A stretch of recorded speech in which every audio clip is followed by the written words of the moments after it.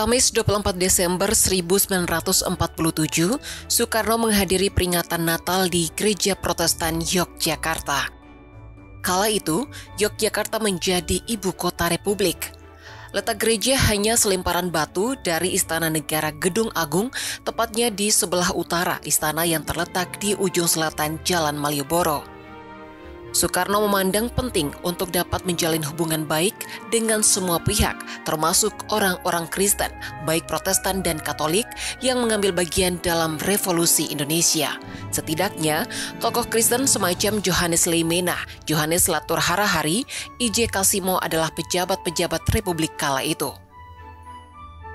Ia juga akrab dengan Monsinyur Albertus Sugija Pranata, orang Indonesia pertama yang menjadi uskup Katolik. Pada 1947 yang menentukan itu, Sugija Pranata berpidato di Radio Republik Indonesia bahwa umat Katolik di Indonesia akan bekerja sama dan membantu perjuangan para pemimpin Republik. Ia ingin orang-orang Katolik mampu menyesuaikan diri dengan realitas baru keindonesiaan, menjadi Indonesia bersamaan dengan menjadi Katolik. Semboyan Uskup Sugia pun dikenal dengan 100% Katolik, 100% Indonesia. Pilihannya memindahkan keuskupan dari Semarang ke Yogyakarta adalah sinyal keberpihakannya kepada kaum Republik. Sugija juga berkorespondensi dengan pihak Vatikan, termasuk melaporkan situasi politik di Indonesia. Pada Desember 1947 itu, Vatikan mengirim utusan bernama George de Ardoye, kunjungan yang memulai dibukanya hubungan diplomatik Indonesia dengan Vatikan. Kedatangan de Ardoye sebagai utusan resmi Vatikan di Indonesia bahkan tinggal di Indonesia bertahun-tahun kemudian, yang membuat Vatikan dianggap sebagai salah satu negara yang paling awal mengakui kedaulatan Indonesia. Di kemudian hari, hubungan Soekarno dan Uskup Sugia menjadi lebih akrab. Sugija meninggal pada 22 Juli 1963 di Belanda tak lama setelah menghadiri pemilihan paus di Vatikan. Soekarno merasa sangat kehilangan. Ia tak ingin Sugia dimakamkan di Belanda. Jenazah Sugia dibawa ke Jakarta dengan pesawat khusus atas permintaan Soekarno. Pada 26 Juli 1963, Soekarno menandatangani Kepres nomor 152/1963 yang berisi pengangkatan Sugia sebagai pahlawan nasional. Politik anti Belanda dan Sinterklas hitam. Kendati demikian, Soekarno pernah mengambil keputusan politik yang dikenal sebagai Sinterklas hitam.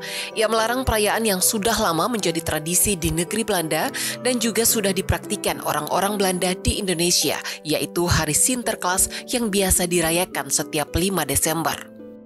Orang Belanda percaya Sinterklas datang dari Spanyol. Di Hindia Belanda, sosok Sinterklas yang tiba di Batavia akan dijemput wali kota Batavia lalu diarak keliling kota.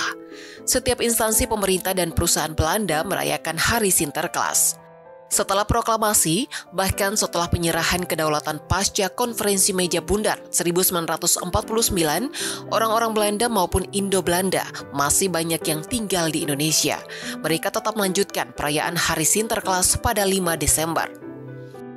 Pada 1957 itu, hubungan Indonesia-Belanda sangat panas. Isu Irian Barat menjadi topik utama, dipicu kegagalan Indonesia mendapatkan dukungan di sidang PBB dalam isu Irian Barat pada bulan November. Soekarno memulai kampanye nasionalisasi. Dia pun menekan pemerintah Belanda dengan mengusir orang-orang Belanda di tanah air. Salah satu yang menjadi sasaran adalah Hari Sinterklas. Bung Karno melarang keras perayaan tersebut walaupun ia pernah menerima kedatangan sosok Sinterklas di Istana Negara pada 1955. Namun, itu tak berlaku lagi pada 1957. Tak ada arak-arakan Sinterklas. Kendati mengejutkan, juga menghebohkan, namun reaksi umat Kristiani di Indonesia tidak terlalu keras. Bagi orang Kristen baik Katolik maupun Protestan, kendati perayaan itu terkait perayaan Natal, namun Hari Sinterklas lebih dipandang sebagai tradisi Belanda ketimbang ritual peribadatan. Seandainya Soekarno melarang pesta Natal, nah barulah orang Kristen patut marah. Demikian tulis Frieda Amran dalam bukunya Jakarta 1950-an. Menghargai Kristiani dan dihargai Vatikan. Peristiwa Sinterklas hitam itu terjadi hanya kurang 2 tahun dari kunjungan Soekarno ke Vatikan. Pada Juni 1956, Soekarno berkunjung ke Vatikan. Presiden pertama Indonesia ini diterima langsung oleh Paus Pius ke-13 pada 13 Juni 1956. 3 tahun berselang dari kunjungan pertama, Soekarno kembali berkunjung ke Vatikan. Ia tiba di Vatikan pada 14 Mei 1959. Paus Yohanes ke-23 sendiri yang langsung menerima kedatangan Soekarno saat itu. Tidak cukup dengan 2 kunjungan tersebut, pada 1964 Soekarno kembali bertandang ke Vatikan. Pada kunjungannya yang ketiga dan terakhir ke Vatikan ini, kurang setahun dari terjadinya peristiwa berdarah 1 Oktober 1965, Soekarno diterima langsung oleh Paus Paulus VI pada 12 Oktober 1964. Pada kunjungan terakhirnya ini, pihak Vatikan bahkan membuatkan perangko khusus untuk Soekarno. Vatikan juga menghadiahi Soekarno dengan sebuah cenderamata berupa lukisan mosaik kastel San Angelo Vatikan. Dalam 8 tahun, Soekarno bahkan berkunjung 3 kali. Lebih istimewa lagi, Soekarno disambut oleh paus yang berbeda-beda, yaitu Paus Yohanes ke-23, Paus Pius ke-13, dan Paus Paulus VI. Ini bukan jumlah kunjungan yang biasa, apalagi mengingat Soekarno sendiri seorang Muslim, sekaligus pemimpin sebuah negara dengan jumlah Muslim terbesar di dunia. Pada setiap kunjungan tersebut, Soekarno menerima medali penghargaan tertinggi dari Vatikan. Menurut Romo Y.B. Mangunwijaya, medali yang diberikan langsung oleh Paus di Vatikan ini bukan semata karena Soekarno berkunjung ke Roma belaka. Lebih dari itu, Soekarno dianggap prototipe pemimpin yang dapat mengayomi setiap kelompok, termasuk berbagai agama.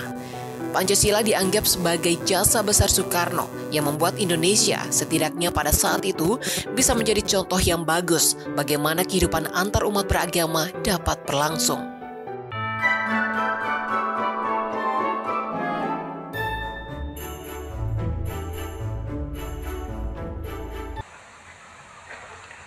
Today it is President Sukarno who addresses you. But more than that, though, it is a man, Sukarno, an Indonesian, a husband, a father, a member of the human family. I speak to you on behalf of my people, those 92 million people of a distant and wide archipelago, those 92 million people who have lived a life of struggle and sacrifice, those 92 million people who have built a state upon the ruins of an empire. They and the people of Asia and Africa, of the American continent and the European continent and the people of the Australian continent, they are watching and listening and hoping. They see in this organization of the United Nations a hope for the future and a prospect of the present. The decision to attend this session of the General Assembly was not an easy one for me to take.